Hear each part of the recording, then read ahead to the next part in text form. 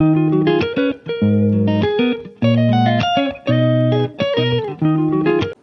श्रीमन नारायण। नमस्कार दोस्तों, आज मैं आप लोगों को श्रावण अमावस्या या सोमवती अमावस्या का शुभ मुहूर्त, पूजा विधि, महत्व और महत्वपूर्ण उपाय तथा पौराणिक कथा ये सब कुछ सुनाऊंगी।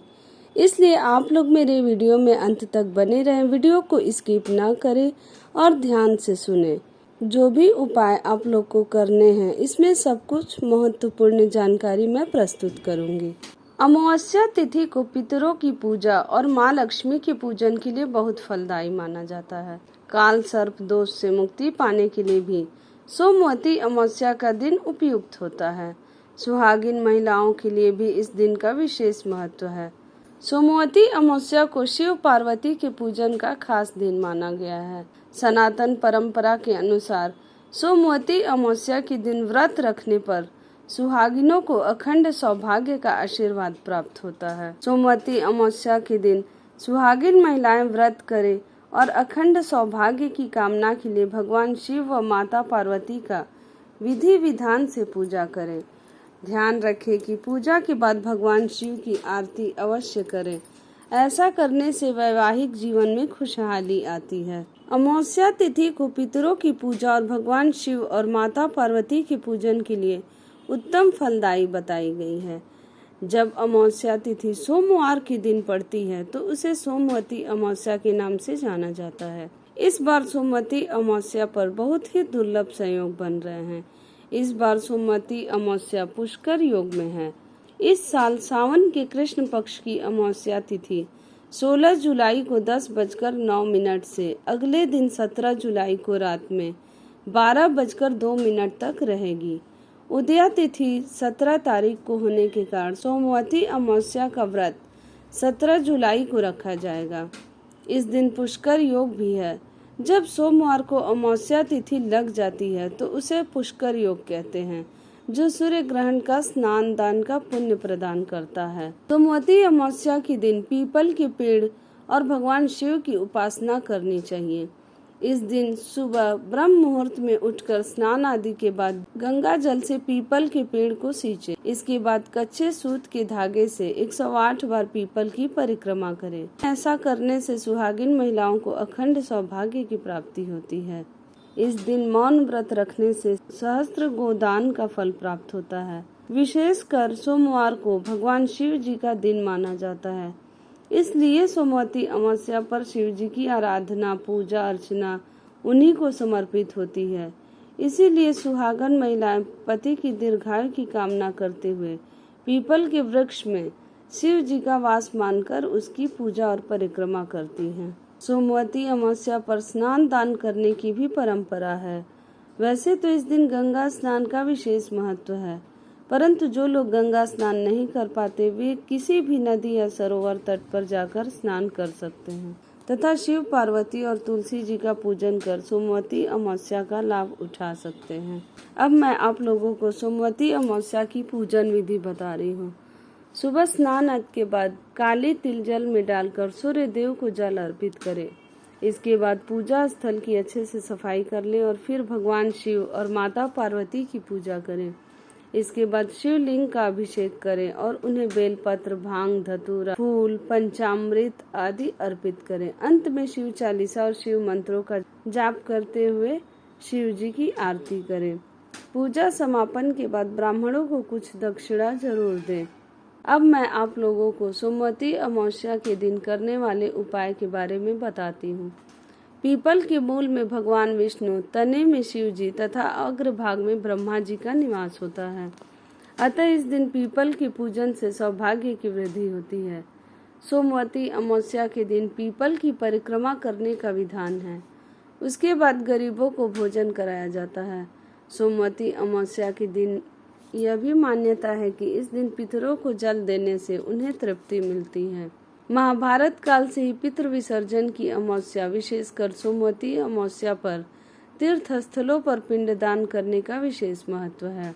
सोमवती अमावस्या के दिन 108 बार तुलसी परिक्रमा करनी चाहिए। सोमवती अमावस्या के दिन सूर्य नारायण को जल देने से दरिद्रता दूर होती है। जिन लोगों की पत्रिका में चंद्रमा कमजोर है, वह जातक गाय को दही और चावल खिलाए तो उन्हें मानसिक शांति प्राप्ति होगी। अब मैं आप लोगों को बताऊंगी कि सुहागिन महिलाएं सोमवती अमावस्या के दिन कैसे पूजा करें। सोमवती अमावस्या के दिन सुहागिन महिलाएं कच्चे दूध से शिवलिंग का अभिषेक करें और माता पार्वती को सुहाग की सामग्री अर्पित करें। ऐसा करने से अखंड सौभाग्य का वरदान मिलता है। साथ ही पति की स्वास्थ्य संबंधी परेशानी दूर होती है। अगर पति पत्नी के बीच लड़ाई झगड़े की स्थिति बनी हुई हो तो सोमवती अमावस्या के दिन गाय को 5 तरह के फल खिलाएं। इसके बाद श्री हरि के मंत्र का जप करते हुए 108 बार तुलसी की परिक्रमा करें। ऐसा करने से वैवाहिक जीवन में आ रही समस्याओं से छुटकारा मिलता है। सोमवती अमावस्या के दिन पीपल के पेड़ की पूजा जरूर करें। सोमवती अमावस्या के दिन सुबह उठकर पीपल के पेड़ को गंगा जल से सींचे। इसके बाद कच्चा सूत 108 बार परिक्रमा करके लपेटे। श्रावण मास में आने वाली अमावस्या को श्रावणी अमावस्या भी कहा जाता है और इसे हरियाली अमावस्या भी कहा जाता है। इस दिन सावन का दूसरा सोमवार व्रत भी है। सोमवार के दिन आने वाले अमावस्या को सोमवती अमावस्या कहा जाता है। अब मैं पुरुषों के लिए सोमवती अमावस्या पर पितरों को प्रसन्न करने का तथा पितृदोष से मुक्ति पाने का आसान उपाय बताती हूँ। सोमवती अमावस्या के दिन पितृदोष से मुक्ति पाने के लिए उत्तम माना जाता है। इस दिन आप कुछ आसान उपाय अपनाकर अपने नाराज पितरों को प्रसन्न कर सकते हैं। इस दिन सुबह जल्दी उठकर किसी नदी, जलाशय या कुंड में स्नान करें। सूर्यदेव को अर्घ देने के बाद पितरों को निमित्त तर्पण करें। सावन की सोमवती अमावस्या के दिन आप शिव पूजा भी कर सकते हैं। इसके बाद शिव गायत्री मंत्र कम से कम 108 बार जाप करें। यह जाप आप सुबह या शाम कभी भी कर सकते हैं। शिव गायत्री मंत्र है ओम तत्पुरुषाय विद्महे महादेवाय च धीमहि तन्नो रुद्रः प्रचोदयात्। इस दिन शिव के गायत्री मंत्र का जाप करने से शिव कृपा प्राप्त होती है और पितृदोष से मुक्ति मिलती है। इस दिन पितरों की आत्मा की शांति के लिए उपवास करें और किसी गरीब व्यक्ति को दान दक्षिणा दें। इस दिन पीपल, बरगद, केला, नींबू, तुलसी आदि का वृक्षारोपण करना शुभ माना जाता है। इन वृक्षों में देवताओं का वास माना जाता है। सोमवती अमावस्या के दिन स्नान के बाद पीपल के पेड़ की पूजा करें। इस पर जनेऊ, तिल के तेल का दीपक जलाएं। इस दिन पीपल के पेड़ की परिक्रमा करते हुए ओम नमो भगवते वासुदेवाय मंत्र का जाप करें। पीपल वृक्ष की 108 बार परिक्रमा करें। इस उपाय से पितृदोष दूर होता है और पितर खुश होते हैं। इस दिन किसी नदी या तालाब में जाकर मछली को आटे की गोलियां खिलाना बहुत शुभ माना जाता है। इस उपाय को करने से पितरों की कृपा से जीवन में सुख समृद्धि आती है। सावन की सोमवती अमावस्या पर भगवान शिव शंकर की पूरे विधि विधान से पूजा की जाती है। इस दिन ओम नमः शिवाय मंत्र का उच्चारण करते हुए महादेव को मदार या आग के 21 फूल चढ़ाएं। बेलपत्र, दूध, दही से शिवलिंग का अभिषेक करें और पितृदोष निवारण के लिए शिव जी से प्रार्थना करें। मैं आप लोगों को सोमवती अमावस्या की पौराणिक कथा सुनाने जा रही हूँ। बोलो ओम नमः शिवाय, हर हर महादेव। एक गरीब ब्राह्मण परिवार था। उस परिवार में पति पत्नी के अलावा एक पुत्री भी थी। वह पुत्री धीरे धीरे बड़ी होने लगी। उस पुत्री में समय और बढ़ती उम्र के साथ सभी स्त्रियोचित गुणों का विकास हो रहा था। वह लड़की सुंदर, संस्कारवान एवं गुणवान थी, किंतु गरीब होने के कारण उसका विवाह नहीं हो पा रहा था। एक दिन उस ब्राह्मण के घर एक साधु महाराज पधारे। वो इस कन्या के स्वभाव, सेवा भाव से काफी प्रसन्न हुए। कन्या को लंबी आयु का आशीर्वाद देते हुए साधु ने कहा कि इस कन्या की हथेली में विवाह योग्य रेखा नहीं है। तब ब्राह्मण दंपति ने साधु से उपाय पूछा कि कन्या ऐसा क्या करे कि उसके हाथ में विवाह योग बन जाए।